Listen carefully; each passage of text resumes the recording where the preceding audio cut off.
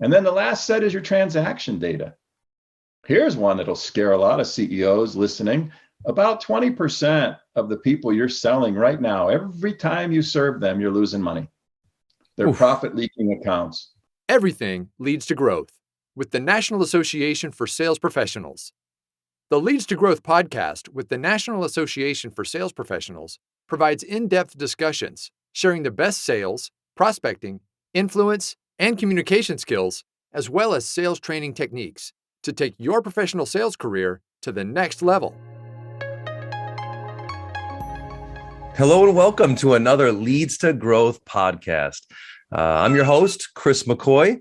We've got a very special guest. I know I say very special guest a lot, but I'm not bringing just special guests here, y'all. I got very special guests. That's just who we roll with. That's just how things happen here. So today we've got a gentleman named Mark Allen Robert. Now, Mark Allen Robert is the CEO and founder of a sales consulting firm. He's been vice president in sales and marketing of several different businesses in the past. Guy's got years and years of experience. I think I'm not going to quote just because nobody wants to talk about that age, but 30 plus, we'll say there. And he brings a very, very beautiful set of experience to the table that I really was, when Mark and I first talked, I was like, Mark, you got to share this with our audience because, you know, we talk a lot about, first off, Mark, welcome to the show. Let's go there. Well, thanks for inviting me. I'm enjoying your content over the years and been sharing it in my community, and it's an honor to be on your show. Fantastic.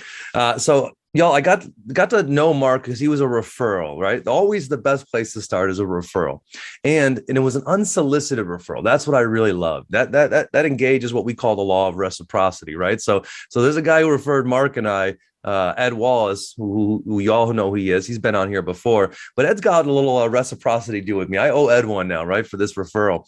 And the reason why I was so excited to have Mark on is because Mark brought up something very simple and basic. We always start talking with our audience about belief, right? We always say at NASP, it all starts with belief. If you don't believe it's possible, then don't even try to do it because you're never going to get it done, right? And it always starts with the customer first in sales.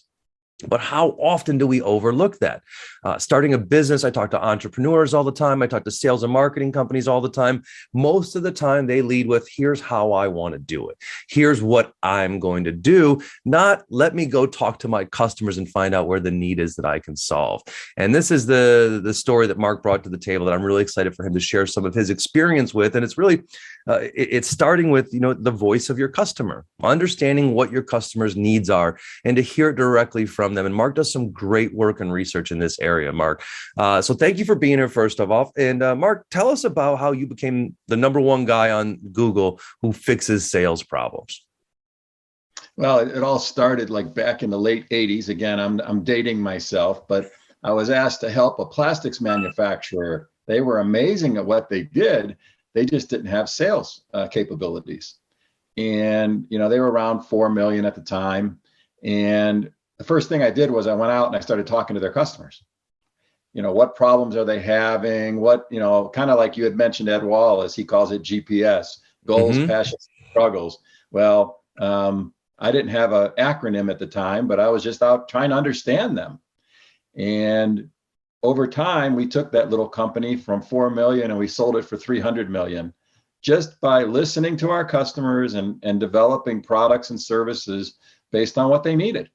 And good news, bad news, when you grow that fast, venture capital firms start chasing the company. And one day the owner came in and says, good news, bad news. The good news is, here's a little reward for all your hard work. The bad news is I sold you today. And so that's when I opened my own business, OTB Solutions, back in 2000. And it's not very fancy. It's what I call no smoke and mirrors. If people on this call would Google fix sales problems, typically I come up number one in the world because it's so simple. Talk to your customers, intimately understand what they're dealing with, what their biggest struggle is today. The call right before this one, somebody was talking about supply chain and how, Mark, I don't know that you could help us with supply chain challenges. I said, I can absolutely help you with supply chain challenges. What's your strategy for communication? Crickets. I says, okay, let's spend some time. Let's understand what your customers want and need, and let's deliver it. And we're going to deliver it with such excellence that they're going to just want to be a customer for life. That's a Pretty beautiful simple. thing. And Mark says very simple, right? He says this a lot, basic, no smoke and mirrors. And I love this concept because I'm just finishing reading the book "To Sell Is Human" by Daniel Pink, and how automation, all these different things are happening right now, where you could literally mass thousands of people emails and messages, like that, like it's nothing. But that's not effective anymore, right? The technology's here, but we're now learning how to be more human again. We're learning to specifically listen to our customers, because what happened is we became a one-way messaging system when automation started. Well, it's like I tell people, customers want to play catch. They don't want to play dodgeball, right? And for years, salespeople, I call it premature pitching. It happens to everybody, right? Around dinner time, you're sitting there with your family, all of a sudden your cell phone goes off, you don't recognize the number. And before you even say hello, they're pitching you a new cell service, a new internet. How does that feel? It feels terrible, right?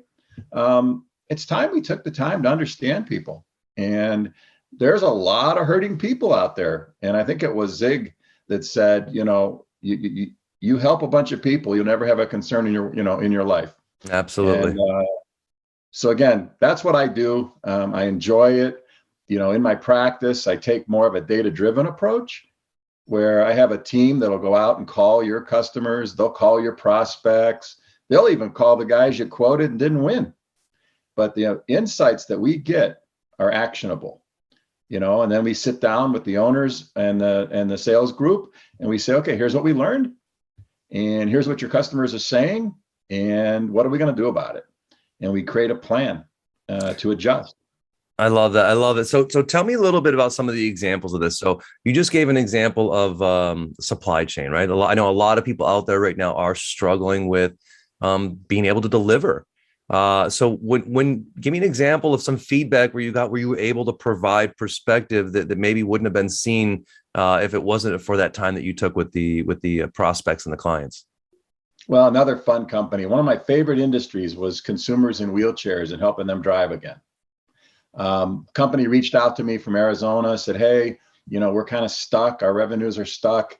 Can you help us? And the first thing I did was get out on the road. That was long before I had a team of people on the phones, right? And I was just asking a lot of questions. And the first thing that just blew me away was I asked people, why'd you buy our van? Because it was a vehicle where we lowered the floor 10 inches so you could drive from a wheelchair. Really cool technology, right? Very small niche business, right? I haven't even heard of it until I joined the company. And people kept saying, because your van's the quietest. I'm like, okay, I just joined the team. Nowhere on the website, brochures, or anything does it say quiet. Well, what they said was, look, I've been driving these vehicles for years. Typically, they have a ramp that folds up in the door. It rattles while we drive. We can't even listen to the radio, let alone have a conversation.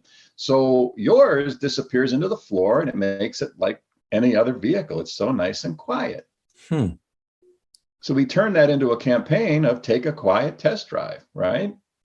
And then I'll never forget the one guy, kind of a, let's just say, to the point American veteran. I even remember it was in a location in Akron, Ohio. I'm sitting in the lobby talking to people in wheelchairs. And the guy says, you guys aren't all that smart, which got my immediate attention. I try to be a little smart. And he says, people in wheelchairs make about 25% less in terms of disposable income than everybody else because of, our conditions and our meds and everything else. And you're trying to sell me a vehicle worth 55 to 60K. I'm like, keep talking. Okay. You guys aren't all that smart. I'm like, all right, what's going on? Why don't you just convert used vehicles? And you'll take 15 to 20 grand off the MSRP. I wasn't with the company more than about 3 months. I came back to the owners. I'm like, there's got to be a really good reason we can't do this. And they're like, well, no, we can. So we engaged with Hertz, Enterprise. They all sell their fleets in August. We created an entire market for converted used vans. Today, fast forward, because that was back in like 2006, converted used vans are bigger than new vans. But it came from a customer. I And it was love so that. simple and pure. And it came out of a need, right? If Mhm. you clearly understand the need.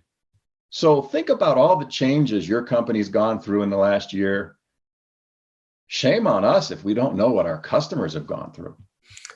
Such a great, great lesson. And to think that our customers are the same as they were 5 years ago is also a mistake, right?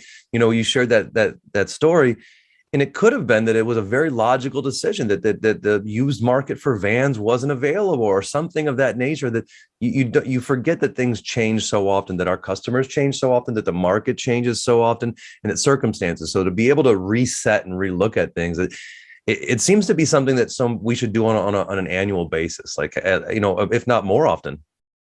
Yeah, I right now, given the amount of uncertainty and change that we're living every day, I would expect a team to look at this maybe even quarterly, right? Yeah. And what's fun is, a CEO will say, "Well, my sales guys know that."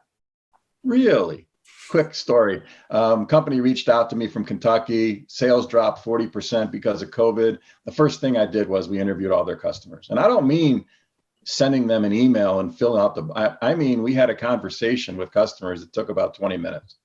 And we asked about 15 questions. Interesting. What we found was the sales team at this particular distributor was spending most of their time with very large customers trying to get business.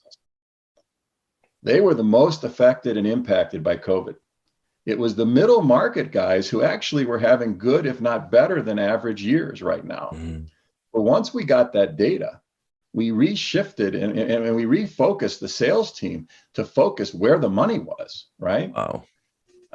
Because of that little adjustment, as well as others, we learned insights that people gave us, like, for example, going into the research, one of their top salespeople said, "Look, we need to drop our prices 30%.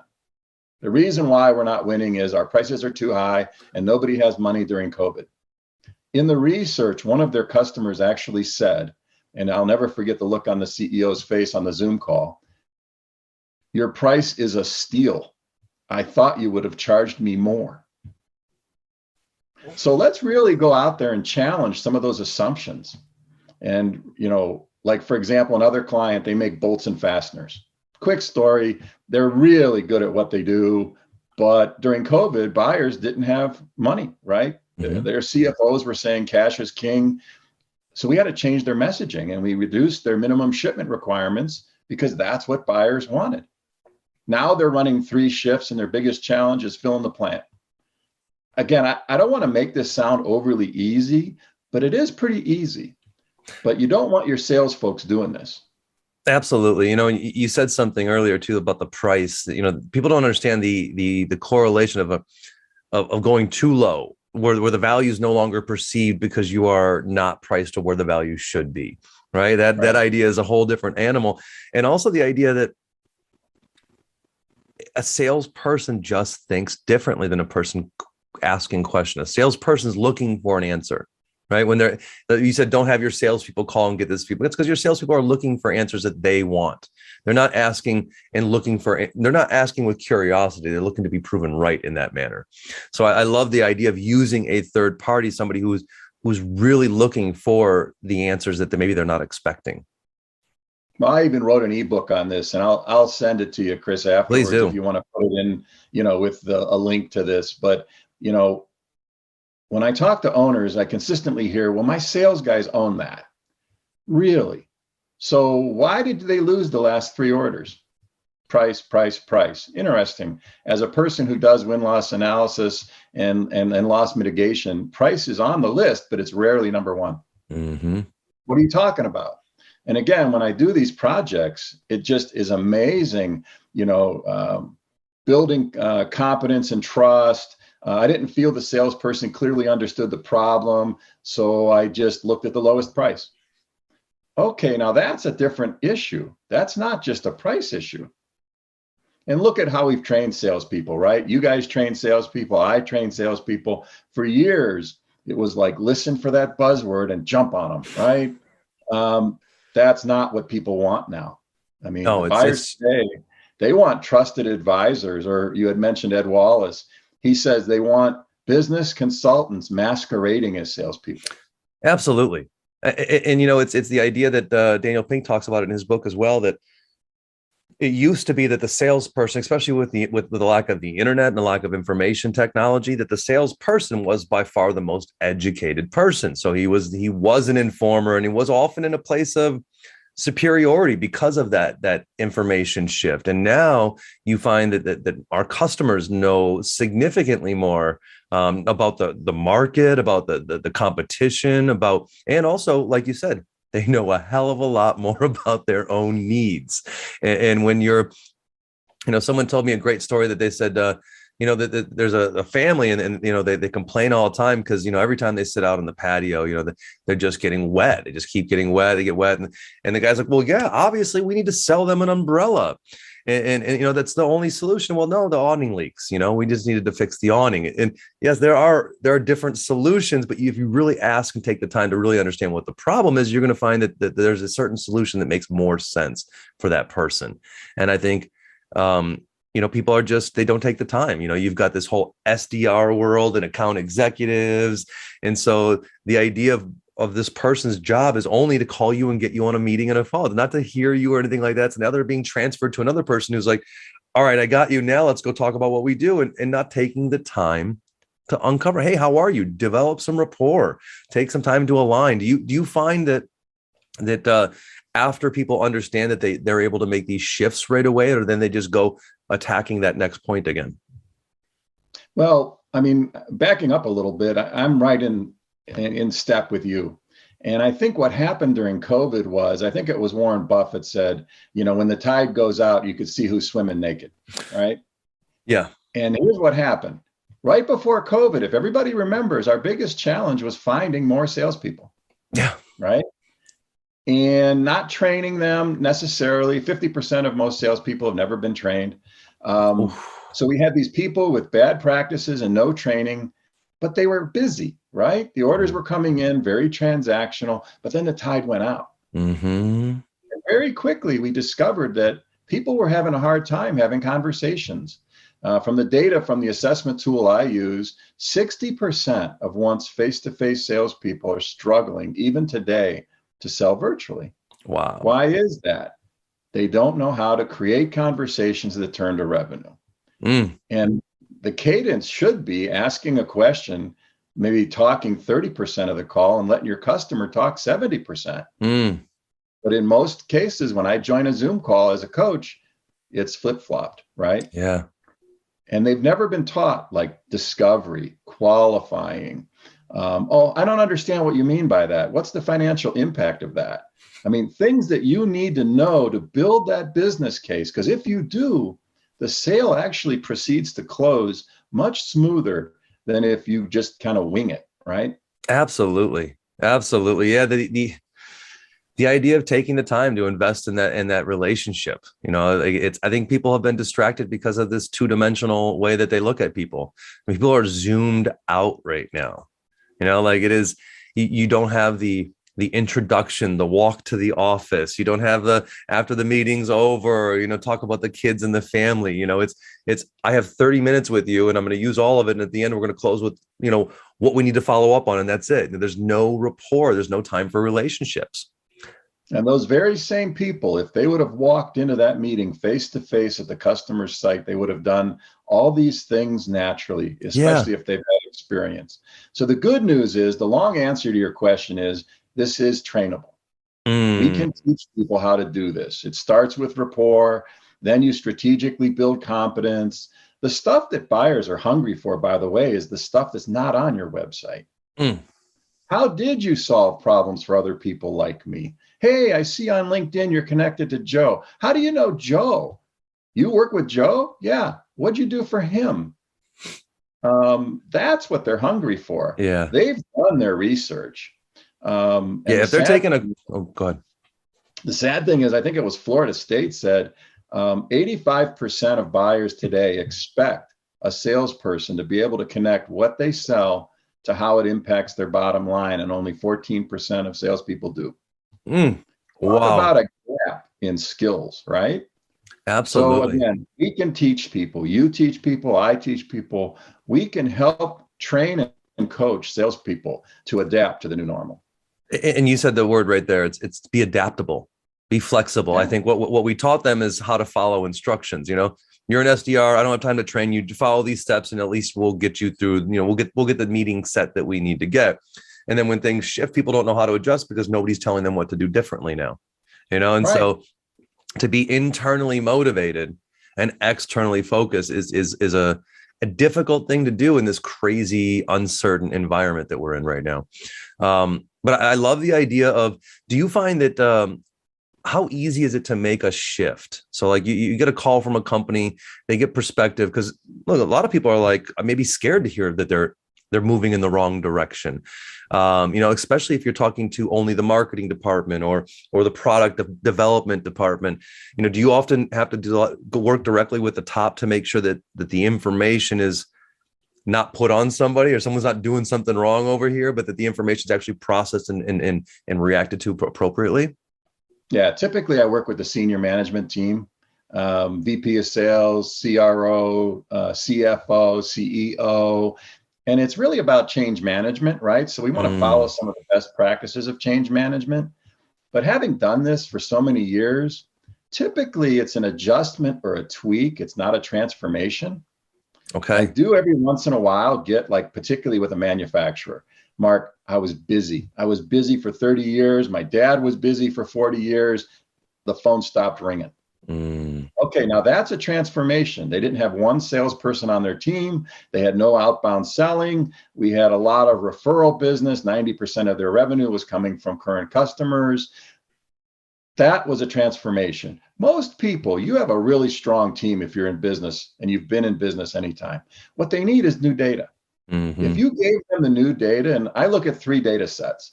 I look at, what are your customers saying? I'm not judging whether or not it's true. It's their perception. And their perception becomes your reality, right? Absolutely. Number 2, what skills does your team have? You just went and your senior team went off and they went to that retreat for 3 days. Everybody's rah, rah, pump, pump. Does your team have the ability to execute what you just agreed you're going to do? And then the last set is your transaction data. Here's one that'll scare a lot of CEOs listening. About 20% of the people you're selling right now, every time you serve them, you're losing money. They're profit leaking accounts. So to add insult to injury, salespeople are spending time on profit leaking accounts. So if we have your transaction data and we look at net profit by customer, we look at the skills that your current team has and the systems and processes, and then we talk to your customers. Talk about give your team an unfair advantage as you go into 2022. I really love it. And it's so basic, but it's something that I think that we all overlook on a regular basis, is taking these KPIs, really looking at them openly, not because most people are trying to prove their job, trying to prove their worth, trying to prove that they're doing what they need to do, but taking a holistic look at the situation right now more than ever seems incredibly valuable. And we had a call. Go ahead. Go ahead. No, I was going to say, we heard from the CEO of Microsoft, who said, we went through a 2-year digital transformation in 2 months over COVID. This type of push, really takes your focus on not your customers, but on what we are doing. Right. So I think a lot of people started focusing on themselves, a lot of businesses, and having that switch flip now. All right, where are our customers? What's going on? What's happening seems to be something that people really need to address right now, because the whole world's changing so fast. And they'll give you, like, pain, right? Yeah. And then what you need to do is honestly look internally. If you can't do it internally, hire somebody, but really take a look at where are you strong? What's your current state? And where do you need to be based on what the market's telling you, right? Once you have that information, again, you have a strong team. They just don't have current information. Yeah. Yeah, absolutely. That's it. Yeah, they're working on what they knew, what the old standard was. Love that, Mark. So tell me about this. So when you're reaching out to customers, do you ever catch any of those angry customers and got a whole mouthful for you? Oh yeah, and actually I get the best insights from some of them. Yeah. One of my clients, again, I have your account list. I know your sales by customer. I mean, obviously, I've signed NDAs and all that happy stuff. Their third largest customer went off on us. And again, I have the transcribed, meeting notes. Part of my service is you get a debrief after, all the insights from everybody, but you also get an Excel file with every question by customer that we asked, right? Wow. Third largest customer in their portfolio was getting ready to leave. He was so upset. And what it wasn't so much what happened, because I'm not going to go into details, but how it was delivered. Without any respect, empathy, no discussion. It's like, look, a salesperson was probably told to do something. They didn't like it. So they went in and did a terrible job of doing it. And here's a customer that, represented a pretty significant contribution to this guy's bottom line. When the CEO heard this, first of all, he goes, I know exactly what happened. I hope that somebody would have put a little bit of training and skills to what we had to deliver, because what we had to deliver had to happen. But obviously we failed. He called that customer and saved that business. The time to save somebody is before they leave. Yeah. And a lot of times when we do the net promoter score, we're looking for those detractors, people that are getting ready to leave. Yeah. And I just started doing a bunch of content on, the post-COVID bubble. I have people right now that we're going to engage and they're like, Mark, I don't need any sales help. I'm rocking it right now. And I'm like, well, are you rocking it? Or is it that your competitor can't ship right now? And they get a little nervous. I said, we need to find that out, because your entire plan next year could be different. If all of a sudden, let's say 30% of those new customers defect when their past supplier can ship again. Leads me to a big question. How often are you approached on this proactively, and how often are you approached on this when the proverbial shit has already hit the fan? I would say, unfortunately, I would say about 70% of the time, something occurred, a symptom that senior leaders are like, look, I don't like this. Right. They don't really know what caused the root of it, but they need the behavior or the results to change. Some type of KPI that's flashing a light almost on them. Yeah. And it's like, why are we putting up with this? We've put up with it for years. We thought we were going to manage through it. Well, that's because they never got to the root. When you call your customers, you look at your data. Data doesn't lie. It has no opinion. It is what it is, right? Absolutely. But then there's always those innovative people. I had an email from one of my clients this morning. I mean, very innovative in the building and supply materials. He wants to be ahead of everybody. And he wants to do this to have an unfair advantage. So again, unfortunately, a lot of times people come to me and they're, what I say is they need to do an MRI on their business, right?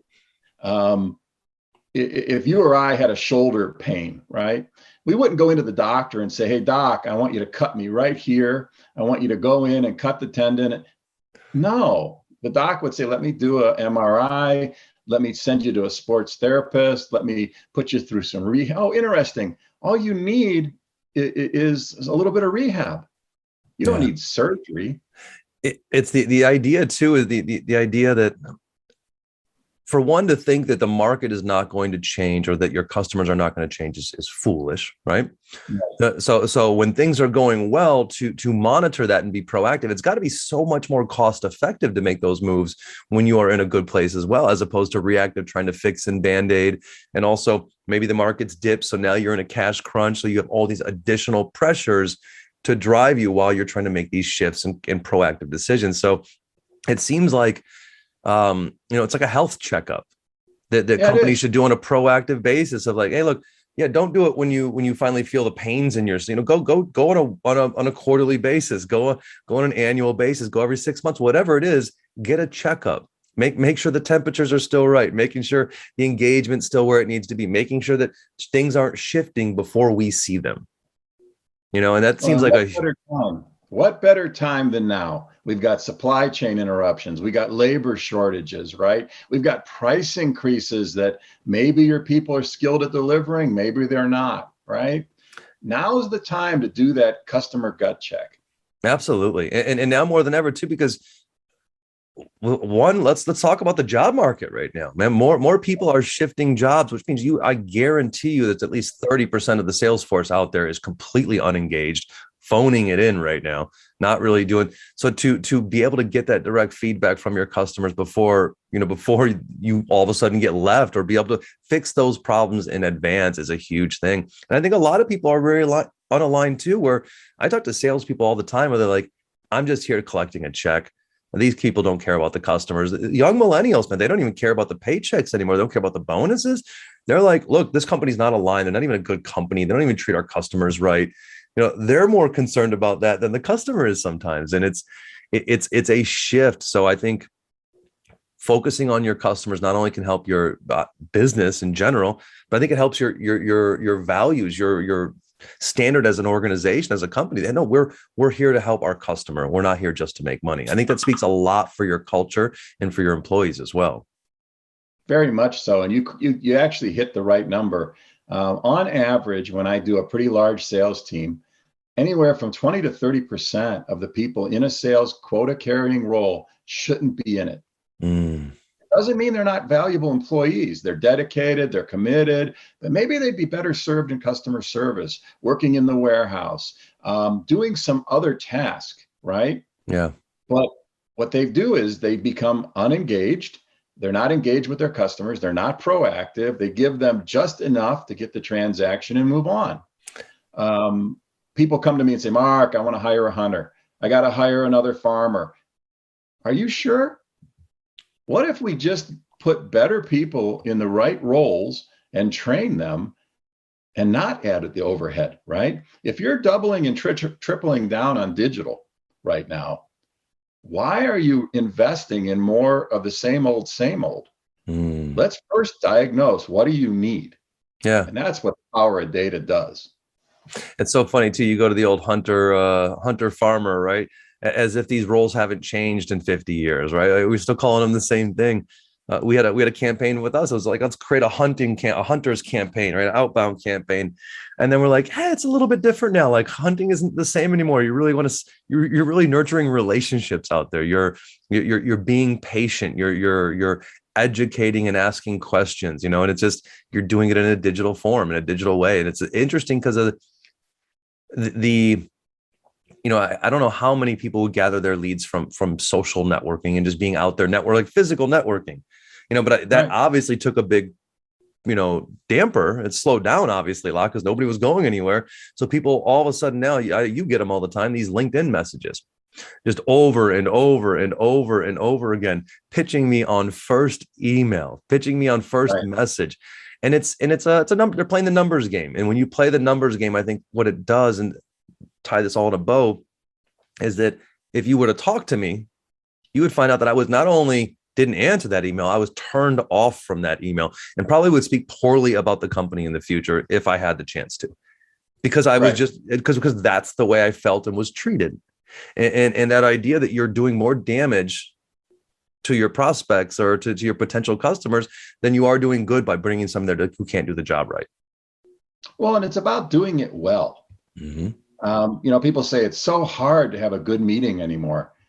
Not if you have good practices and you're acting like a trusted advisor. Yeah. If you're just dialing for dollars and trying to plug and chug and fill a calendar and not care about people, I bet it's really hard, right? But I think people can pick up very quickly. I think we have 3 seconds or 7 seconds when we first engage. Is this somebody I want to work with? Can I trust them, and are they competent? After that, well, then we can talk about how we do it. And it's about messaging. Yeah. Do your salespeople have the right message for the market of today? Simple little tweaks to the right buyer persona is huge impact on whether or not you even get the meeting that turns into revenue. But all these things can be done with a little bit of research. Absolutely. I love that. And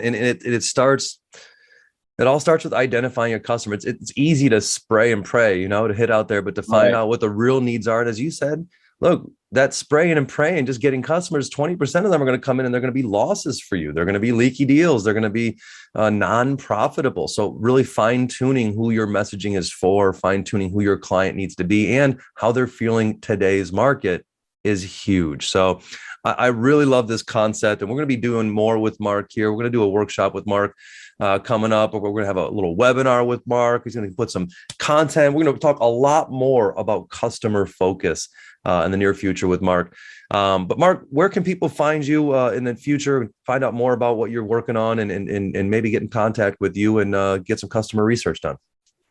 Well, I mean, again, I'm kind of an old school guy. So if you want to just Google fix sales problems, I never paid for the ranking that I have. It just happened through sharing content. That's my blog. OTB Sales Solutions is my new website. And again, old school guy, I have no problem sharing my cell number, 330-413-8552. I'm 24/7. I have customers all over the world. I just love helping people fix sales problems leveraging data. He does, y'all. He does. And the difference between being old school and old ways is very significant, right? So he's old school with customer focus. He's not old ways guy, right? He's not the old standard guy. This is not who Mark is. Mark is constantly evolving. And I think as you look at customers are constantly evolving, our buying processes are constantly evolving. So our sales and our sales skills and strategies need to constantly evolve. How do you do that in this world? You start with an internal motivation and a focus on external, on your customers, right? Motivated knowing that you have a valuable product and service to offer, but focused on their needs, not your needs, right? This is a huge, huge part. This is what we teach at NASP all the time. And it doesn't happen overnight. One thing I want to talk about too is that Mark gives you the directive, right? But you got to change your behavior. You got to change your accents. You got to change your messaging. And it's not just changing the words and then being done with it, because why? They're going to evolve again. You're going to have another customer with some nuances, right? But your focus never changes. You are now internally motivated, focused on your customer, and that your questions don't stop, right? Because you're going to uncover those little nuances. Are they making this decision to make their manager happy or their boss happy? Are they making this decision because they need to move on some customers? Are they making this decision because they got some news about a market change? Why are they making these decisions? And taking the time to from the high level, from up top, outsourcing to a third party that can really give you invaluable data to make these decisions is something that every business should be doing this year. And so hit up Mark. The thing we're both passionate about is mindset. Absolutely. You got to change your mindset. If you're one of these premature pitch guys, stop now, right? It's all about acts of service. Sales is actually about serving people. Absolutely. And if we can just make that little adjustment in your team's mindset, it'll be exponential, the results to your bottom line. Love it. Mark, thank you so much, man. I really appreciate the time. We're going to get this thing out here in October. So all enjoy. Have an amazing day. Don't forget to like, comment, and subscribe, and give us some stars there down below. We appreciate it. And if we did a great job, give us a comment if you like. Mark, have a great day. You got anything else to add? Yeah, reach out to me on LinkedIn, connect. I try to publish something every week to help people. Dude has great content. Y'all definitely follow, and we'll be posting some stuff on LinkedIn as well. So cheers. Have an amazing day. Thanks for joining us for another Leads to Growth, y'all.